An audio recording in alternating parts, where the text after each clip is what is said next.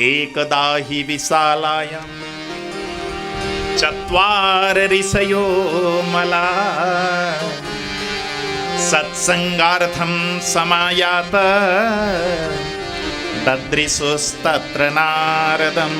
एक बार की बात, बद्री विशाल क्षेत्र में सनक, सनंदन, सनातन और संत कुमार, ये चारों ऋषि बैठकर सत्संग कर रहे थे। अचानक मुंह लटका हुआ, आंखों से आंसू की धारा, हाथ में बीड़ा नहीं, मुंह में गोविंद का नाम नहीं, बिल्कुल रोते विलखते नारद को उसी रास्ते से कहीं जाते हुए जब देखा, लुटे पिटे से अवस्था में जब नारद जी को देखा, सनक, सनंदन, सनातन और सनत कुमार चारों सनकादि ऋषियों ने नारद जी को आवाज लगाई, अरे नारद नारद। जैसे ही आवाज लगाई, नारद जी ने सिर उठाकर देखा, सनकादि ऋषि दिख गए। नारद जी के सगे बड़े भाई लगते हैं ये सनकादि ऋषि। दौड़ लगाकर नारद जी आए हैं, सनकादि ऋषियों के चरण में गिर गए। सनकादि ऋषियों ने प्रश्न पूछा, भैया नारद, तुम्हारी ये दशा कैसे? क्या हो गया? तुम्हारे जीवन में ऐसा क्या कष्ट आया जो तुम इस प्रकार रुदन करते हुए जा रहे हो? तुम तो हर समय नारायण भगवान के भजन में रहने वाले, हर समय नारायण भगवान की भक्ति में रमने वाले व्यक्ति, तुम आंखों से आंसू बहाते हुए इस प्रकार रुदन कर रहे हो? हे नारद, तुमको हो क्या गया है? बताओ, अपना रोना बताओ। जैसे ही प्रश्न किया, नारद जी महाराज फूट फूट करके रोने लगे। नारद जी ने अपनी वेदना को विस्तार से वर्णन करना प्रारंभ कर दिया। भैया, हे सनकादि ऋषियों, अहम तो पृथिवीं यातो ज्ञात्वा सर्वोत्तमामिति पुष्करं च प्रयागं च काशीं गोदावरीं तथा हरिक्षेत्रं कुरुक्षेत्रं श्रीरंगं सेतुबन्धनम् एवमादिषु तीर्थेषु ब्रह्ममाण इतस्तता। हे सनकादि ऋषियों, मैं जब शास्त्र पलट रहा था तो शास्त्र में लिखा था ये संसार में जितने भी लोग हैं 14 भुवन हैं, 14 लोग कहे गए। 7 नीचे के, तल, अतल, वितल, सुतल, तलातल, रसातल, पाताल, ये 7 नीचे के, और पृथ्वी से ऊपर भू, भुवा, स्व, महा, जन, तप, सत्य, ये 7 ऊपर के। ये 14 भुवन में सर्वोत्तम यदि कोई लोक है तो वो पृथ्वी लोक है। ऐसा मैंने जब शास्त्र में पढ़ा तो मुझे लगा कि मुझे परमानेंट पृथ्वी में ही अपना स्थायी निवास बनाना चाहिए। नारद जी अपनी कहानी बताने लग गए। ऐसा सोचकर मैं पृथ्वी में आया। अब पृथ्वी में आया तो मुझे समझ में नहीं आया कि पृथ्वी तो बहुत बड़ा, अब इस पृथ्वी में घर कहाँ बनाना चाहिए। तो जब मैं फिर शास्त्र पलटने लगा तो शास्त्र में लिखा हुआ था तीर्थ सबसे बढ़िया है। तो फिर मैं तीर्थों की ओर गया। तीर्थ में कहाँ गया? प्रयाग गया, काशी गया, पुष्कर गया, हरिक्षेत्र गया, कुरुक्षेत्र गया, सेतुमाल गया। अनेक प्रकार के जो भारतवर्ष के तीर्थ हैं, इन तीर्थों में मैं भ्रमण करने लगा। और जब तीर्थों में गया, कहीं भी मुझे शांति नहीं मिली। तीर्थों में जाकर मुझे लगा कि चलो तीर्थों में भी कोई शांति वाले स्थान होंगे। तो फिर मैं शास्त्र पलटने लगा तो उसमें लिखा हुआ था साधु संतों के आश्रम में रहना। तो फिर मैं साधु संतों के आश्रम की ओर आगे बढ़ा। एक सन्यास मार्ग था, उस सन्यास मार्ग में मैं चला गया। अब सन्यास मार्ग में साधुओं के आश्रम ही आश्रम, आश्रम ही आश्रम, आश्रम ही आश्रम। एक बहुत बड़ी बिल्डिंग दिखाई दी मुझे लगा कि ये साधुओं के बीच में किस महाराज ने आकर इतनी बड़ी बिल्डिंग बनाई होगी। ऐसा जब मुझे लगा तो मैं चलते चलते उस बिल्डिंग के पास जब पहुंचा, गेट में, जैसे ही मैं गेट में पहुंचा तो गेट का बोर्ड देखकर मेरा माथा चकराने लगा। उस बोर्ड पर लिखा हुआ था त्यागी जी महाराज का आश्रम। मेरा माथा चकराने लगा। अरे ऐसा क्या त्यागी? जिसका इतना बड़ा बिल्डिंग हो वो त्यागी कैसा? एक बार को तो मुझे लगा कि जरा उस त्यागी को जाकर देखूं, लेकिन तुरंत मन किया ना, इसको देखने का कोई फायदा नहीं। मैंने दरवाजे से ही भीतर की ओर झांका तो बड़ी महंगी महंगी गाड़ियां उसमें खड़ी थी। मुझे लगा कि ये त्यागी है, उसमें घुसने की भी इच्छा नहीं हुई। फिर मैं वहां से निकला, थोड़ी और आगे बढ़ा। एक जगह बड़ा झगड़ा चल रहा था, लोगों की कोलाहल की आवाज आ रही थी। मुझे लगा कि ये साधुओं के बीच में इतना झगड़ा करने वाला ये किसका घर होगा, किसी गृहस्थी का होगा, ऐसा मैं सोच रहा था। लेकिन जैसे ही मैं उस भवन के द्वार पर पहुंचा, उस पर लिखा हुआ था मौनी जी महाराज का आश्रम। जैसे ही मैंने मौनी जी महाराज का आश्रम ये बोर्ड पढ़ा, मेरा तो माथा और ज्यादा चकराने लगा। अरे त्यागी का बिल्डिंग है, मौनी के यहां झगड़े। मेरा मन और ज्यादा उद्विग्न होने लगा। थोड़ी और मैं आगे बढ़ा, कुछ बच्चे गिल्ली डंडा खेल रहे थे। मैंने उन बच्चों को एक एक टॉफी दी, भैया इधर आओ, अपने पास बुलाया। सारे बच्चे आ गए। मैंने एक एक बच्चे का नाम पूछा तो सारे के सारे बच्चे बोलने लगे, बाबा जी हम ब्रह्मचारी जी महाराज के बेटे हैं। मेरा तो माथा ही चकरा गया। ब्रह्मचारी के बच्चे, त्यागी का बिल्डिंग, मौनी के यहां झगड़े, ये क्या उल्टा उल्टा मैं देख रहा हूं। मेरा मन बिल्कुल भी शांत नहीं हुआ। वहां से बिल्कुल अशांत होकर मैं वहां से चलता बना। फिर शास्त्र लेकर पलटने लगा। गंगा के किनारे बैठकर मैंने जैसे ही शास्त्र पलटना चाहा तो शास्त्र में लिखा हुआ था, सानंदम सदनम सुताश्च सुदिया कांता प्रियलापिनी धन्यो गृहस्थाश्रम। जब मैंने शास्त्र में गृहस्थाश्रम से बढ़कर कोई आश्रम नहीं ये शब्द पढ़े तो मुझे लगा कि गृहस्थियों के घर में जाकर रहना चाहिए।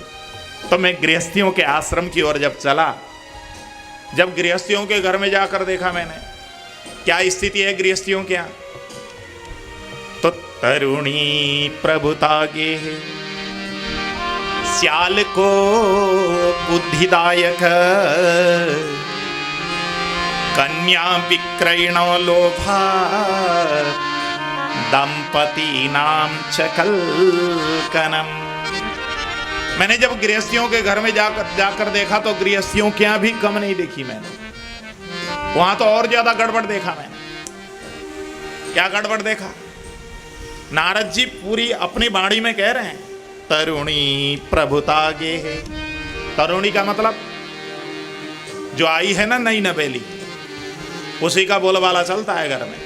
और घर में कोई काम करना होता है तो सलाह किसी अपने बुजुर्ग से नहीं पूछी जाती, किसी अपने बड़े भाई से नहीं पूछा जाता। किससे पूछा जाता है? श्याल को बुद्धिदायक। ससुराल से साले साहब को बुलाया जाता और उन साले साहब से ही सलाह ली जाती है। ये स्थिति मैंने गृहस्थियों के घर में देखी। मुझे लगा कि ये क्या, मेरा मन बिल्कुल उदास होने लगा। नहीं नहीं, मुझे जरा देखना चाहिए ठीक से।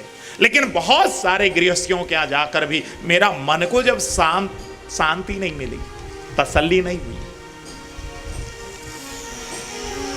मेरा मन और ज्यादा उद्विग्न हो गया। फिर भी मैं सभी जगह घूमने लगा। अंत में जाकर मैं इस निचोड़ में पहुंचा कि भैया और जगह से, तीर्थों से, साधुओं के आश्रम से, उन सब से तो बढ़िया गृहस्थी ही।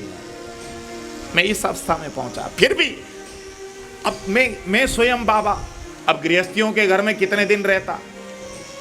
अब कुछ दिन तो रहे। नारद जी ये कहानी अपनी बता रहे हैं।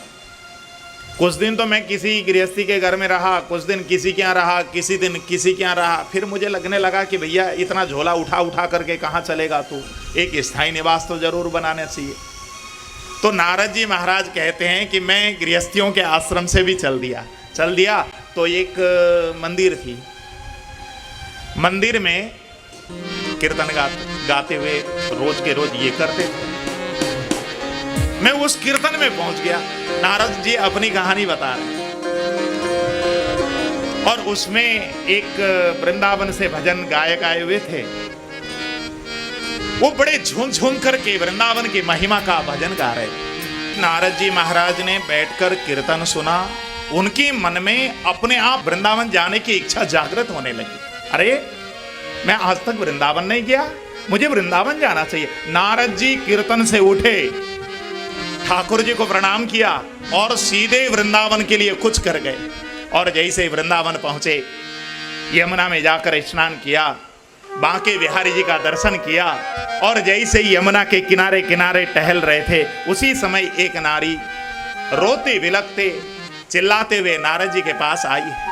नारद जी महाराज ने जब उस नारी की उस हालत को देखा है, प्रश्न किया है, देवी तुम कौन हो, इस प्रकार रो क्यों रही हो, क्या कष्ट है तुम्हारे जीवन में, बताओ। इतना कहना था, वो नारी अपना परिचय देते हुए बोलने लगी, नारद जी अहम भक्तिरिति ख्याता इमौ मे तनयौ मतौ ज्ञान वैराग्य नामानौ काल योगेन जर्जरौ गंगाद्यां सरितसीमा मत्सेवार्थं समागता तथापि न च मे श्रेय सेविताया सुरैरपि। हे नारद जी, मेरा नाम भक्ति है महाराज, और ये जो मेरे पीछे जो खड़ी देवियां दिखाई दे रही हैं ना आपको, ये गंगा हैं, ये यमुना है, ये सरस्वती है, ये नर्मदा है, ये सारी की सारी मेरी सेवा के लिए ये खड़ी है, ये मेरी सेविका है। और ये जो दो पुरुष दिखाई दे रहे हैं, ये वृद्ध, ये जो बूढ़े से ये बीमार जो दोनों पुरुष दिखाई दे रहे हैं ना, ये दोनों के दोनों मेरे पुत्र हैं। नारद जी आप समझ गए होंगे स्थिति को देखकर। नारद जी, इतनी सारी गंगा आदि नदियां सेविका होते हुए भी मैं सुखी नहीं हूं, मैं दुखी हूं। किस बात से? मेरे संतान दोनों के दोनों रुग्ण हैं, बीमार हैं, ये बूढ़े हो चुके हैं। नारद जी महाराज, उत्पन्ना द्रविणी साहम वृद्धिम कर्णाटके गता क्वचित क्वचित महाराष्ट्रे गुर्जरे जीर्णताम गता। नारद जी महाराज, मैं द्रविड़ देश में उत्पन्न हुई, दक्षिण भारत में उत्पन्न हुई। देखो भक्ति का जो उद्गम हुआ है ना, वो दक्षिण भारत से हुआ है। क्यों? क्योंकि जितने भी हमारे भक्ति के आचार्य हैं, आप देख लो, वो सारे के सारे दक्षिण भारत में पैदा हुए। चाहे आप देख लीजिए, शंकराचार्य देख लीजिए, चाहे निम्बार्काचार्य देख लीजिए, चाहे वल्लभाचार्य, कोई भी देख लो, सारे के सारे आचार्य दक्षिण भारत में पैदा हुए। उत्पन्ना द्रविणी साहम वृद्धिम कर्णाटके गता। भक्ति महारानी कह रही हैं, मैं पैदा तो हुई दक्षिण भारत में, लेकिन कर्नाटक में जाकर पली बड़ी। क्वचित क्वचित महाराष्ट्रे, कहीं कहीं महाराष्ट्र में पूजित हुई। महाराष्ट्र में भी बड़े बड़े भक्त हुए हैं, नामदेव जी महाराज हुए, ज्ञानदेव जी महाराज हुए, एकनाथ महाराज, बहुत सारे हुए। क्वचित क्वचित महाराष्ट्रे गुर्जरे जीर्णताम गता। और गुजरात के पाखंड ने जैसे ही मुझे ग्रस लिया, मैं गुजरात में प्रवेश कर गई और गुजरात में जाकर मुझे पाखंड ने ग्रस लिया, मैं बूढ़ी हो गई। मैं और मेरे दोनों पुत्र गुजरात के पाखंड के कारण दोनों के दोनों बूढ़े हो गए। लेकिन जब हम बूढ़े हुए तीनों के तीनों, तो फिर हम वहां से गुजरात से भागे, वृंदावन पहुंचे। वृंदावनात् संयोगात् पुनस्त्वं तरुणी नवा। वृंदावन के संयोग से मैं तो तरुणी हो गई, मैं तो रूपवती हो गई, मैं तो 16 साल की युवती सी लगने लगी, पर वृंदावन के संयोग से भी मेरे पुत्र बूढ़े के बूढ़े रह गए, ये स्वस्थ नहीं हुए महाराज। जैसे ये बात सुनी, नारद जी महाराज बोलने लगे, देवी तुम चाहते क्या हो? भक्ति महारानी फपक पड़ी। हे नारद जी महाराज, मैं चाहते क्या हूं? आपने स्थिति देख लिया ना, मेरे सामने दोनों पुत्र मेरे बूढ़े हो चुके हैं नारद जी। और किसी भी मां के लिए वो स्वयं तो स्वस्थ हो, लेकिन उनके उसके संतान यदि रुग्ण हो, मां के जीवन में उससे ज्यादा कष्ट और कुछ नहीं होता। मां स्वयं का पीड़ा सब कुछ झेल लेगी मां, लेकिन अपने संतान की पीड़ा झेल नहीं सकती। किसी भी मां को कष्ट देना हो तो उसको चोट पहुंचाने की आवश्यकता नहीं, उसके बच्चे को चोट पहुंचा दो, मां तो वहीं पर तड़पने लग जाएगी। कभी बच्चे को बुखार भी आता है ना, तो मां रुदन करती है, भगवान के मंदिर में जाकर भगवान से प्रार्थना करती है, भगवान जो भी कष्ट देना, जो भी रोग देना मुझे देना, मेरे पुत्र को मत देना। भगवान से प्रार्थना करती है। मां तो चीज ही ऐसी होती है। हाँ, वो अपने संतान को किसी प्रकार के कष्ट नहीं देखना चाहती। और भक्ति महारानी आज नारद जी महाराज से निवेदन कर रही हैं, हे नारद जी, मैं कैसे बताऊं आपको, मेरे जीवन में जो कष्ट है, मेरे दोनों के दोनों पुत्र बूढ़े हो चुके हैं, बस मेरे जीवन में इसके अलावा और कोई कष्ट नहीं। हे नारद जी, मैं अपने जीवन से हार मान चुकी हूं। अब आपको देखकर मुझे आशा की किरण दिखाई दे रही है। नारद जी, मैं तो टूट चुकी हूं। नारद जी, आप यदि मेरे दोनों पुत्रों को स्वस्थ कर सकते हो तो करने की कृपा करें। इतना कहकर भक्ति महारानी आंखों से आंसू बहाते हुए नारद जी के सामने पैरों पर घुटना टेककर जैसे साष्टांग प्रणाम करती हैं। नारद जी ने भक्ति महारानी का कंधा पकड़कर उठाया, देवी रो मत, देवी, देवी उठो, देवी धैर्य धारण करो। बहुत समझाया नारद जी ने, पर भक्ति फपक फपक करके, फपक फपक कर नारद जी के सामने रुदन कर रही। नारद जी ने समझाया, देवी तुम ऐसे अपने हृदय को तोड़ो मत, तुम्हारे दोनों पुत्र स्वस्थ होंगे। अरे हृदय को मजबूत करो देवी। देखो, कोई मूर्तिकार जब मूर्ति बनाता है ना, तो मूर्ति के लिए वो पत्थर को जब छेना और हथौड़ी से वो कूदता है, उस समय पत्थर के टुकड़े नीचे जमीन पर गिरते हैं, उनको कंकड़ बोला जाता है।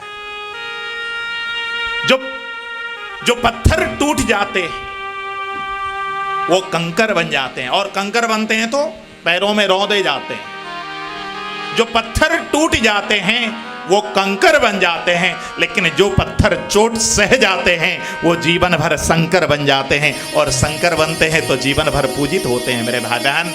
इसलिए हे भक्ति महारानी, तुम यदि पूजित होना चाहती हो तो अपने हृदय को बिल्कुल अडिग बनाओ, अटल बनाओ, और तुम अटल बनोगी तो तुम्हारे दोनों पुत्र भी स्वस्थ हो जाएंगे, तुम भी स्वस्थ हो जाओगे, तुम्हारी कोई चिंता की कोई कारण ही नहीं। और तुम्हारे दोनों पुत्र, ये ज्ञान और प्रेम वैराग्य, ये तो बिल्कुल जागृत हो जाएंगे, अभी थोड़ी देर में नाचने लग जाएंगे। देवी तुम क्यों रोती हो? इतना कहना था। भक्ति महारानी ने फटाफट अपने आंसू पोंछे, नारद जी के सामने हाथ जोड़कर विनती करने लगी, नारद जी इतनी कृपा करने की कृपा करें।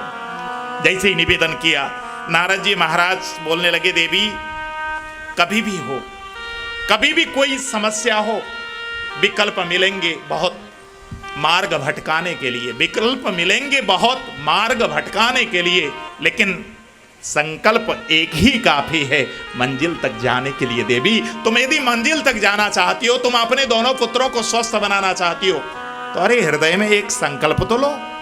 यदि तुम आत्मविश्वास के साथ भरकर यदि संकल्प लोगी तो तुम्हारे दोनों पुत्र स्वस्थ हो जाएंगे, मैं कह रहा हूं तुमको।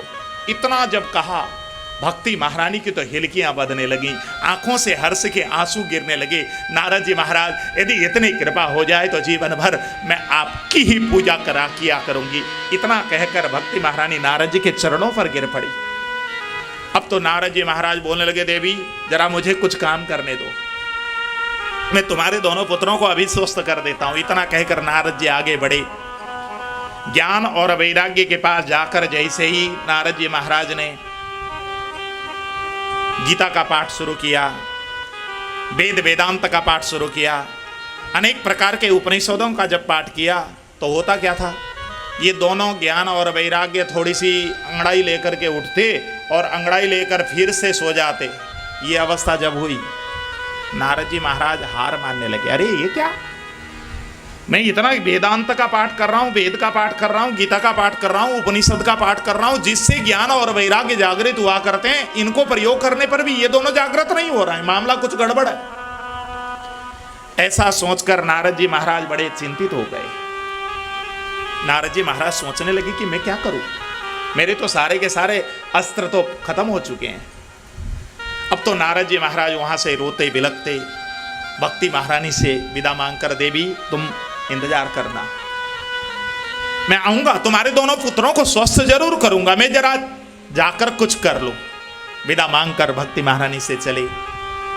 नारद जी को रोना आ गया, अरे मैंने एक अबला को वचन दिया है और वो दोनों बालकों को यदि मैं स्वस्थ नहीं कर पाया तो मेरे से ज्यादा अभागी कौन होगा। नारद जी रोते बिलखते चल रहे हैं और चलते चलते जैसे ही बद्री धाम में पहुंचे हैं, वहां पर सनक, सनंदन, सनातन और सनत कुमार ये चारों ऋषियों से इनकी मुलाकात हुई है। अपनी वेदना सारा के सारा सनकादि ऋषियों के चरण में जैसे ही नारद जी ने व्यक्त की, सनकादि ऋषि बोलने लगे, नारद केवल ज्ञान और वैराग्य को तुम जागृत नहीं कर पाए इसलिए रो रहे हो। अरे नारद भैया, ज्ञान और वैराग्य को जागृत कराने का जो साधन है ना, वो श्रीमद् भागवत है। तुम श्रीमद् भागवत का एक सप्ताह का आयोजन कर लो, ज्ञान और वैराग्य भक्ति के सहित नृत्य करते हुए उस यज्ञ में पधार लेंगे। इतना कहना था। नारद जी महाराज ने प्रश्न किया, महाराज जो श्रीमद् भागवत बना है ना, वेद पुराण उपनिषद सारे के सारे जितने भी गीता है, जितने शास्त्र हैं, उन सब का निचोड़ी तो श्रीमद् भागवत है। जब मूल से ये जागृत नहीं हुए तो उससे निकला हुआ सार से कैसे निकल जाएंगे। ये प्रश्न किया था नारद जी ने। सनक, सनंदन, सनातन और सनत कुमार चारों ऋषि बोलने लगे, हे नारद, दूध में घी है, दूध में घी है कि नहीं? घी है ना। लेकिन दूध में घी है कहकर कोई दिए में यदि दूध डालकर जलाना चाहेगा तो दिए जलेगा क्या? नहीं जल सकता। दिया जलाने के लिए दूध को ले जाकर गर्म करना पड़ेगा, गर्म करके उसको जामन डालकर दही बनानी पड़ेगी, जमाना पड़ेगा, फिर उसको बिलोना पड़ेगा।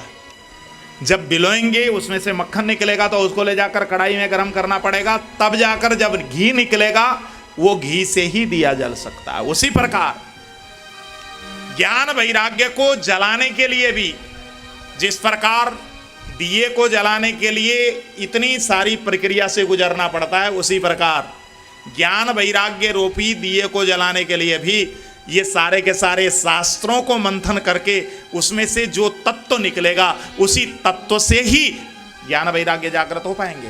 वो तत्व है श्रीमद् भागवत की कथा। सारे शास्त्रों को जो मत करके निकाला गया जो तत्व है, सार तत्व, वो श्रीमद् भागवत है। इसलिए जब तक तुम सार तत्व का प्रयोग नहीं करोगे तब तक ज्ञान वैराग्य रूपी दिया जल ही नहीं सकता।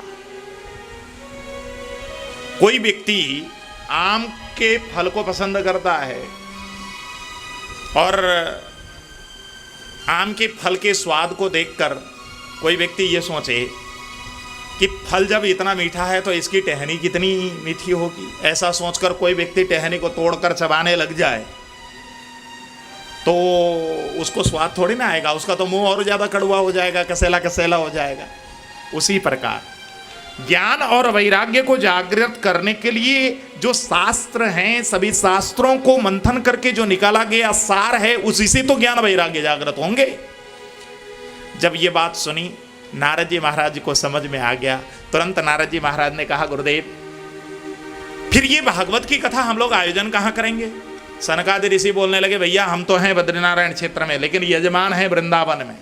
न तो यजमान को दूर जाना पड़े, न तो कथावाचक को दूर जाना पड़े। ऐसा करो सेंटर स्थान पे कर लो। तो कहाँ करें? हरिद्वार तय हो गई। हरिद्वार वृंदावन से भी उतना ही दूर है और बद्रीनारायण से भी उतना ही दूर है। बस सेंटर में कर लेते हैं, ये तय हो गई। हरिद्वार में व्यवस्था करने में भी बड़ा आसान होगा, मौसम भी बड़ा अच्छा रहेगा, इसलिए हरिद्वार में कर लेते हैं।